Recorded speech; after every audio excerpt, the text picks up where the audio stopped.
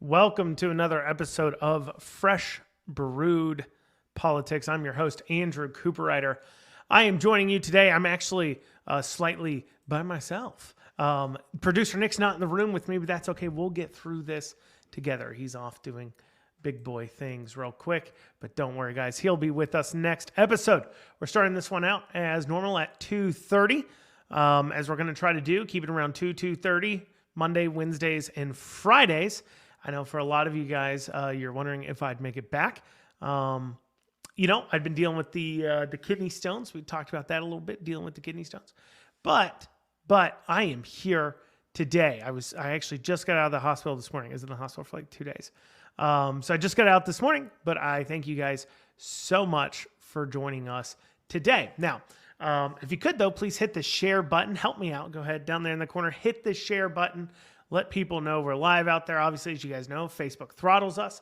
If you're following on YouTube or anywhere else, please feel free to go ahead and share out that stream link there. If you're watching this on a replay on YouTube or on the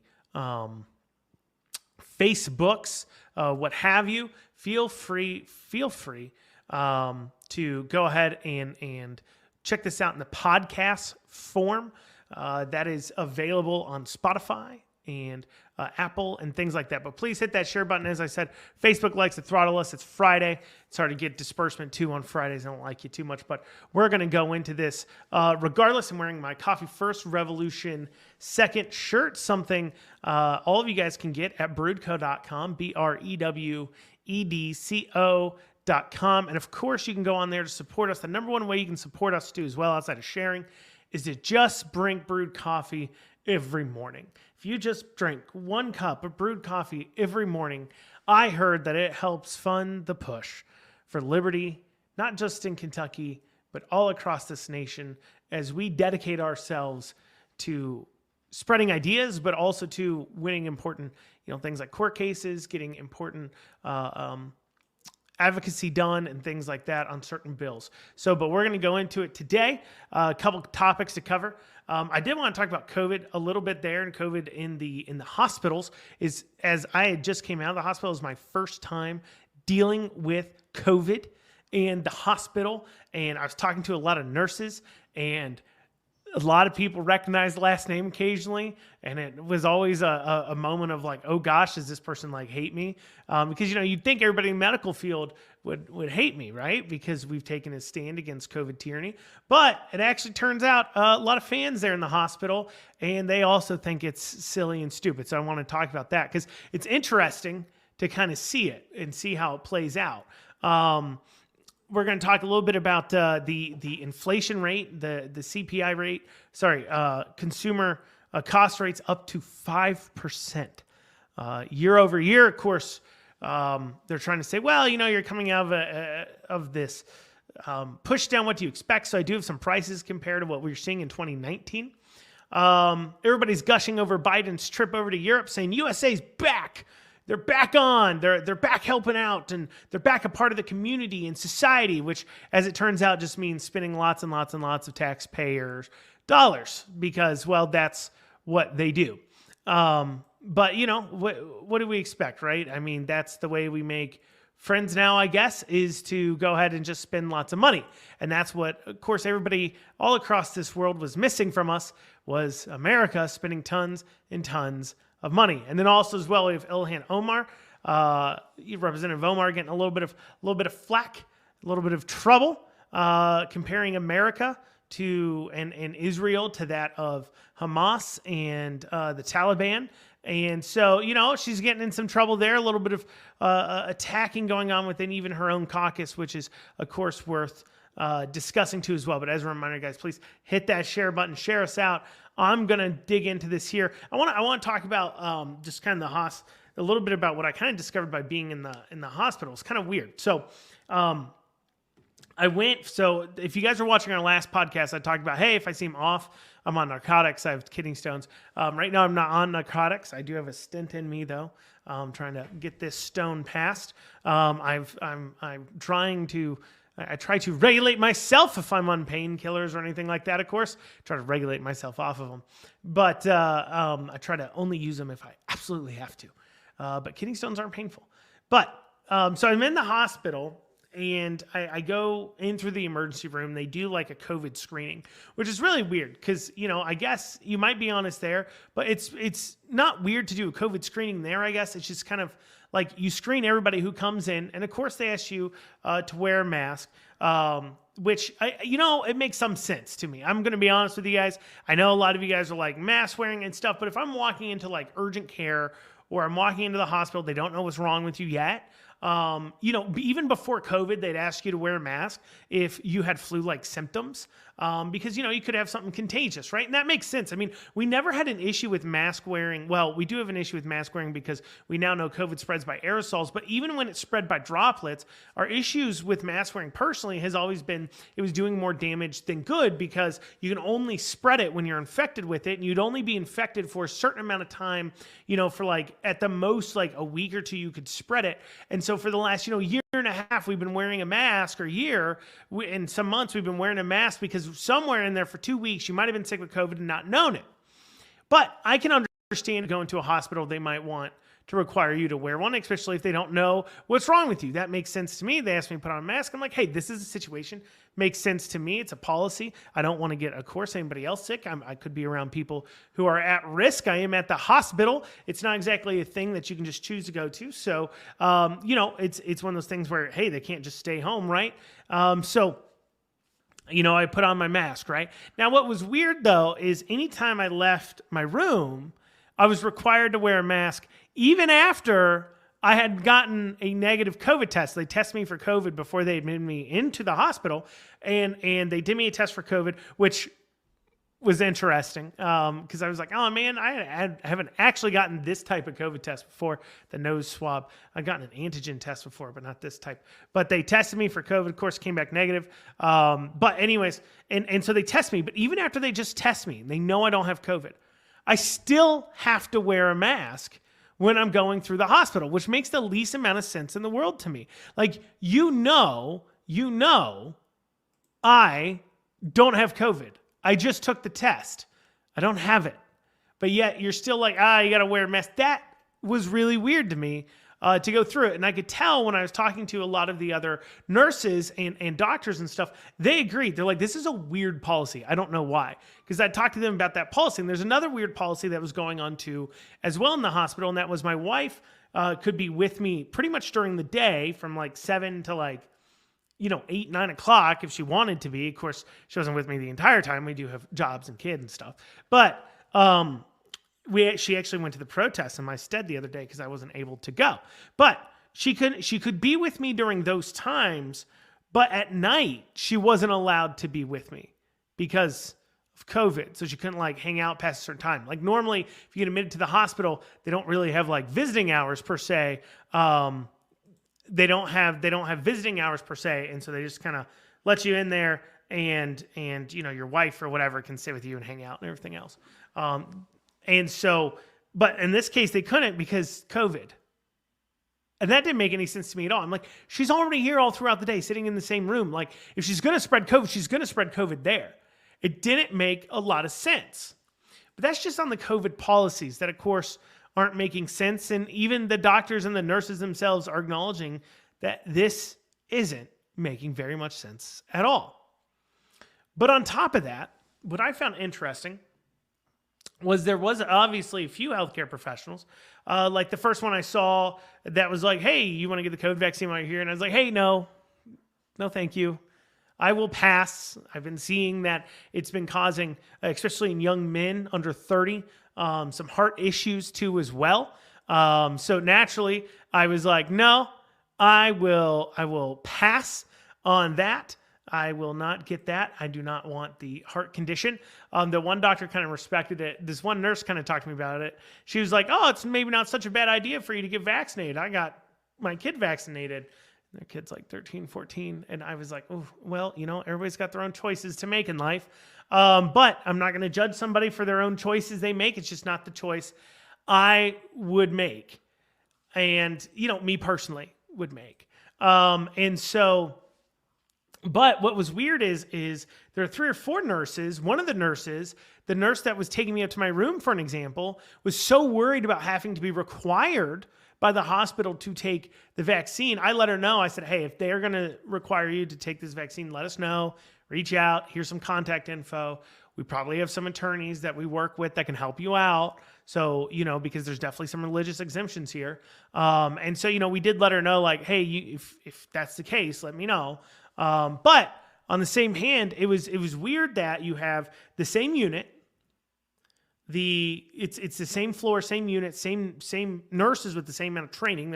All of them were, had the same amount of medical training, quote unquote. Different conclusions though coming out on the vaccine. I thought that was worthwhile to mention of how they're coming out to different conclusions about it. And so, it just goes to show, everybody make their own decisions, but it is not as cut and dry, and don't feel weird. If they're trying to make you feel weird because you were like, hey, I don't want to get vaccinated, I personally don't feel super safe about it. Listen, there's people that work in the medical field that don't feel safe about it because, they don't feel it's been properly tested out the right ways. And, it definitely, I think there's some veracity to saying that, right? I think that's definitely the case.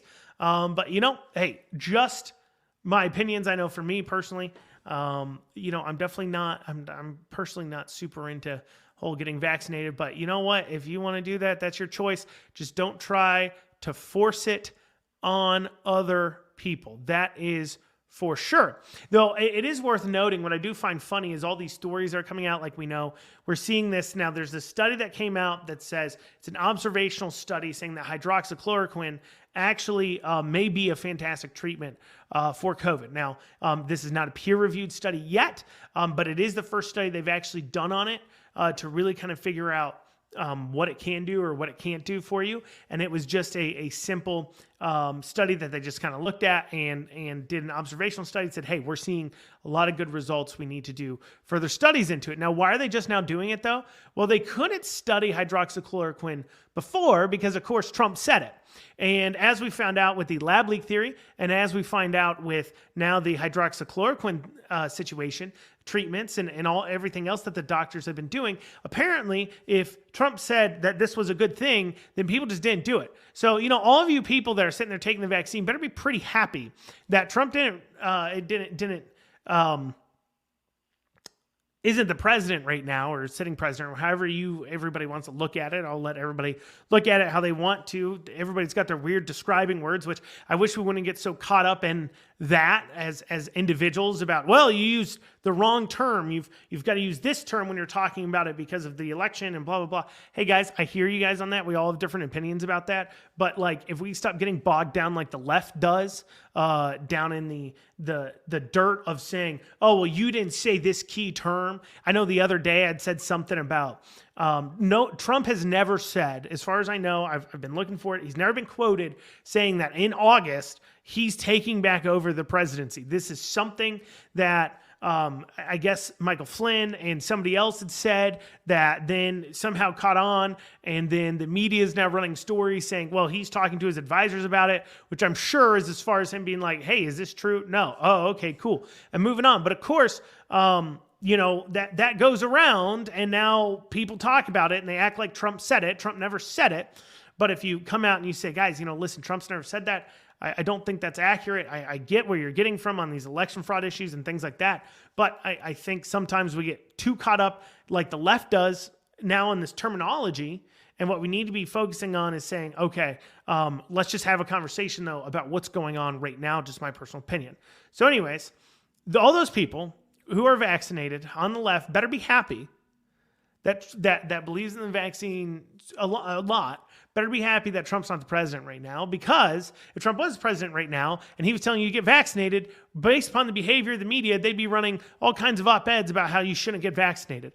I would guess that'd be what they're doing, because apparently That's what they did about everything else, including the lab leak theory, including now hydroxychloroquine, it looks like, including masks, including a couple of things where Trump was like, hey, listen, the science isn't settled on that. That's not true, or we're seeing some good things about this. Then immediately the media would come out and be like, no, that's not true. Don't listen to Trump. He's an idiot. Well, thank goodness he's not the president now saying get vaccinated, because what would they be doing? They'd be coming out and saying Trump's an idiot and everything else. Well, thank goodness to all you people, that are out there taking the vaccines. You probably wouldn't be taking it if Trump was the president right now. And what's that say about you? It says something more about you than it does us. I know that for sure.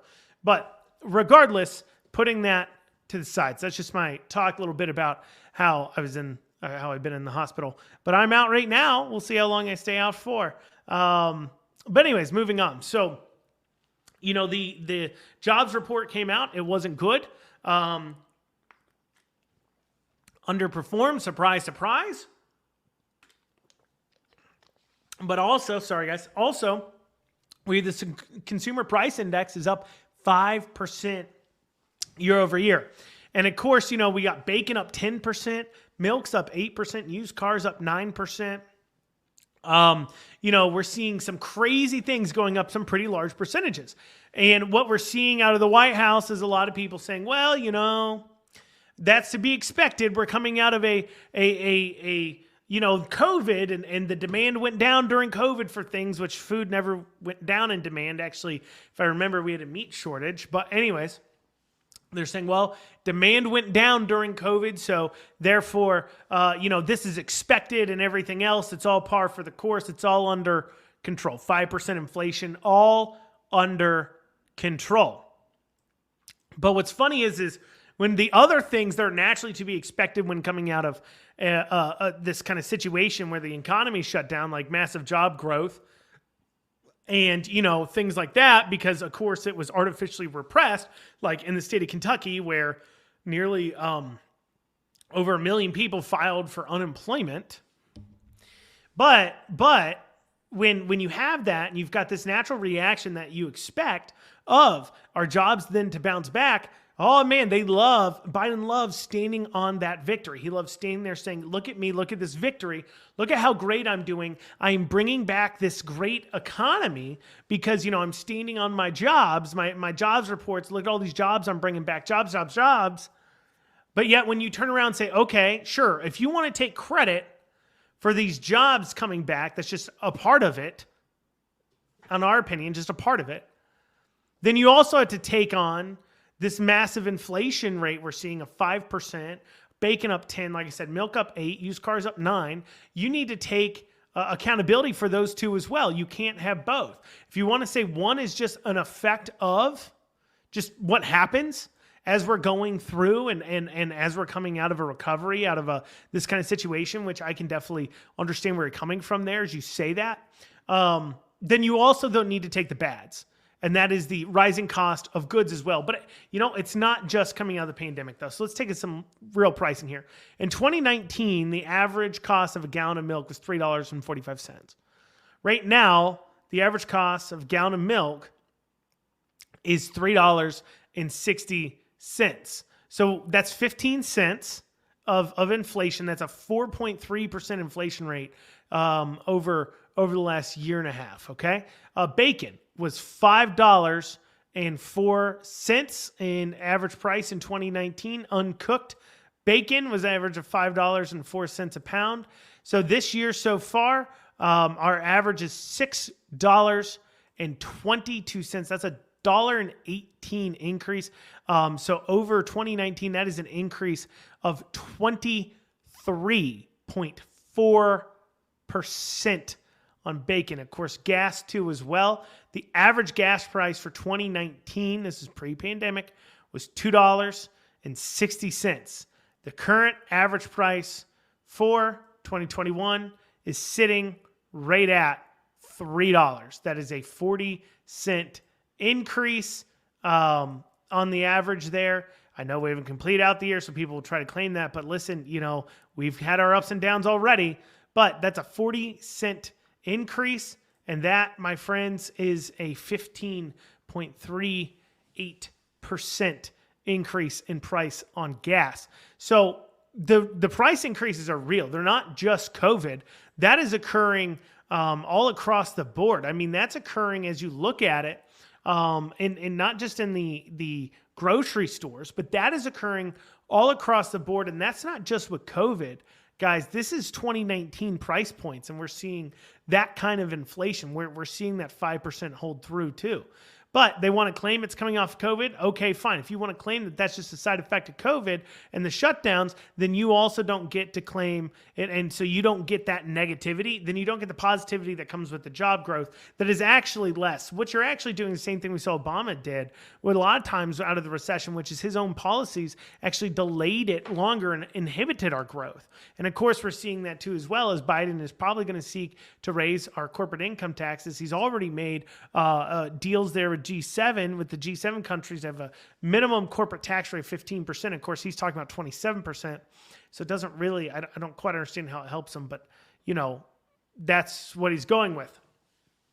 Biden is overseas giving away our money. He announced he was buying 500 million vaccines from Pfizer and Pfizer only. I don't quite understand why it's Pfizer only, but maybe they're the only ones who can handle the production. But he's decided he's purchasing $500 million with Pfizer money. And, they said it. They came out and said it. I was watching the mainstream media kind of talking about this. And they're like, oh, Joe Biden's back. Oh, America's back on the stage. Is our allies going to trust us again? Do they think Trump's just a one-off? Or are they going to trust us fully again like they used to before Trump?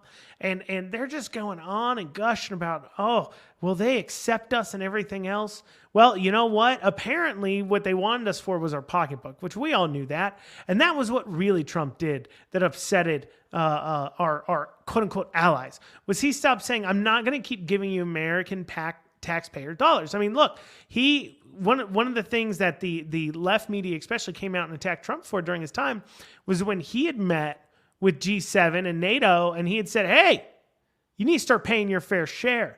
America's paying a lot of this defensive budgets for you guys. You guys are able to not spend the money on the defensive budget like you're supposed to. You need to start spending money because American taxpayers aren't going to keep being the funders of your defense network. Like, that's not how this is going to work. You need to start pulling the cart a little bit too.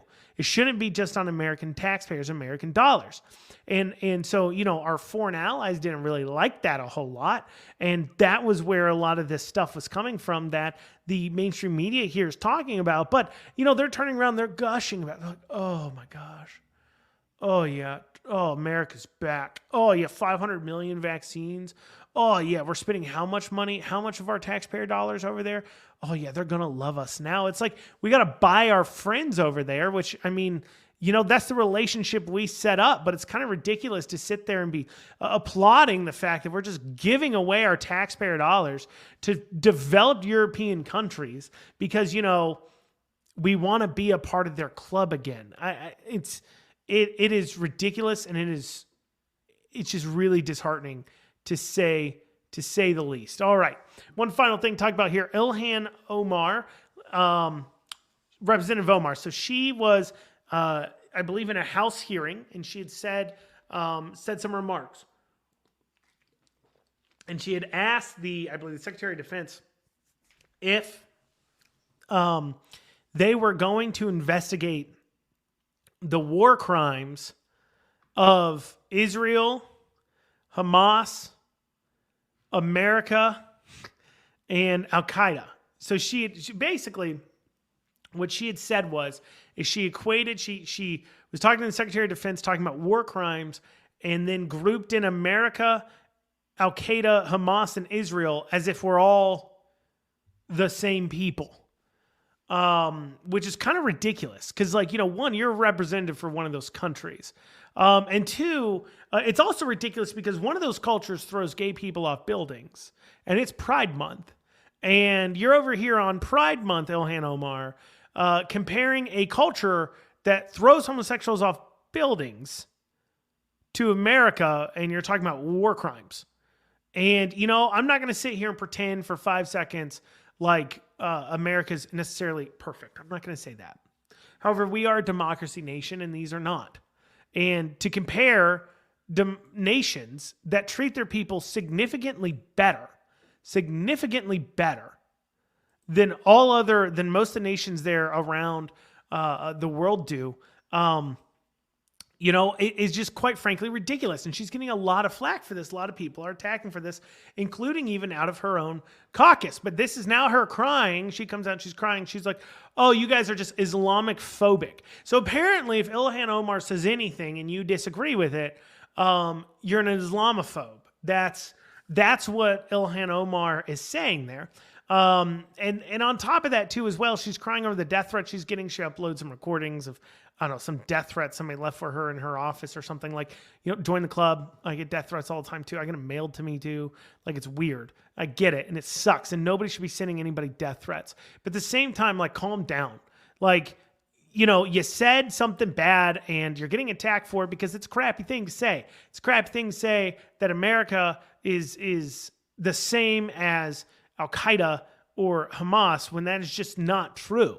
Like, our standards as a society is just simply not true. I mean, do you think, Ilhan Omar, that if Al-Qaeda or Hamas was running a country and you were a representative for an area, you could stand up there and say that they commit war crimes and compare them to their enemies? I don't think so. I don't think you could. I did want to talk, about one more thing. Let's talk about the Supreme Court hearing. So obviously, as you guys maybe didn't catch, there's about 56 people showed up to the protest. I was not there because I was in the hospital, but my wife did show up. She tried her best. So anybody who showed, I thank you for showing up. I thank you for coming out. I'm sorry I couldn't be there. I wanted to be, but they admitted me into the hospital at like 10 p.m. the night before. I called up a couple people, tried to do the best I could to get somebody to run it. I know, of course, as we sometimes will have some issues here or there. So maybe we had some issues there. But I thank you guys for your patience. And we, of course, hope to see you at the next protest, at the next thing that we need to take care of. But how'd it go? Well, the arguments were essentially this.